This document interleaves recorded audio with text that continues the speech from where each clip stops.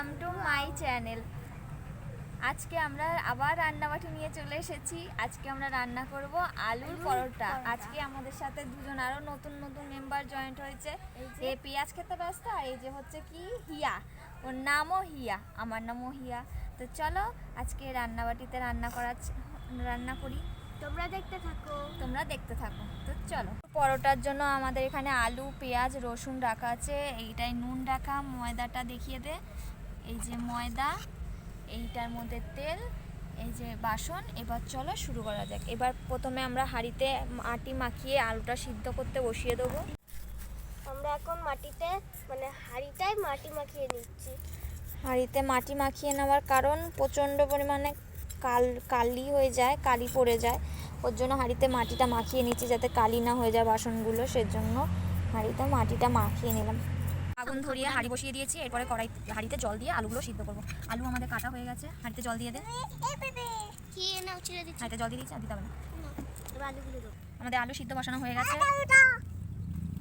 এই যে আলু সিদ্ধ বসানো হয়ে গেছে। আলু সিদ্ধ আমাদের হয়ে গেছে। আলু সিদ্ধ হয়ে গেছে, এবার নামিয়ে নেবো। এই যে আলু সিদ্ধ হয়ে গেছে, নামিয়ে নিলাম। এবার আলুর খোসাগুলো ছাড়িয়ে নেবো। আর বোন এখানে পেঁয়াজ কাটছে। এখানে ইনি পেঁয়াজ খাচ্ছে।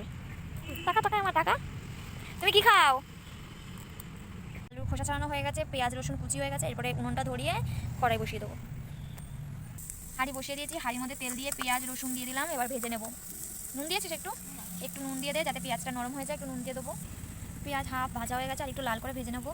দিয়ে ওর মধ্যে লঙ্কার গুঁড়ো, হলুদ গুঁড়ো, নুন আর আলু সিদ্ধটা দিয়ে ম্যাশ করে নামিয়ে দেবো। আলুগুলো দিয়ে দিলাম ওর মধ্যে। এরপরে হলুদ গুঁড়ো, লঙ্কার গুঁড়ো দিয়ে দে।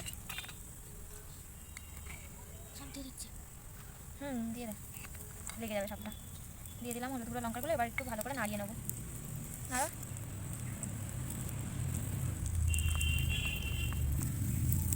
আলু সেদ্ধ হয়ে গেছে, মশলা দিয়ে কষিয়ে নেওয়া হয়ে গেছে। এরপরে ময়দাটা মেখে নেবো।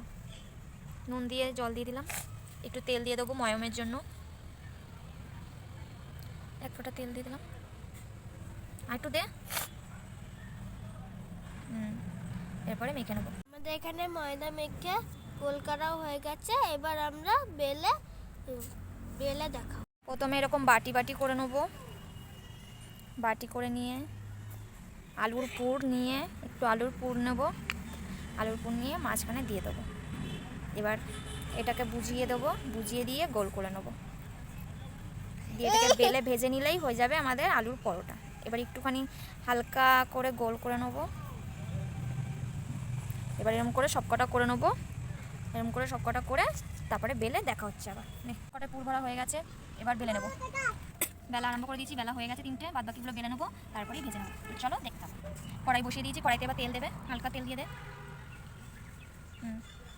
কড়াইতে দিয়ে দিয়েছি একটা পরোটা, আলুর পরোটা। এবার ভেজে নেবো হালকা করে। এপিট ওপিট করে ভেজে নিয়েই নামিয়ে ফেললে রেডি।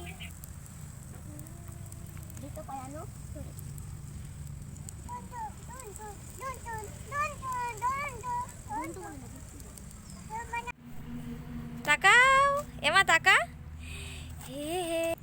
আমাদের আলুর পরোটার সাথে সস। খেয়ে বল কেমন হয়েছে। নিজেরটা নিজেই খেয়ে দেখ, খা। যদি ভিডিওটা ভালো লাগে তাহলে অবশ্যই তোমরা লাইক করো, কমেন্ট করো এবং শেয়ার করো আর সাবস্ক্রাইব করে দিও আমার চ্যানেলটাকে। টাটা।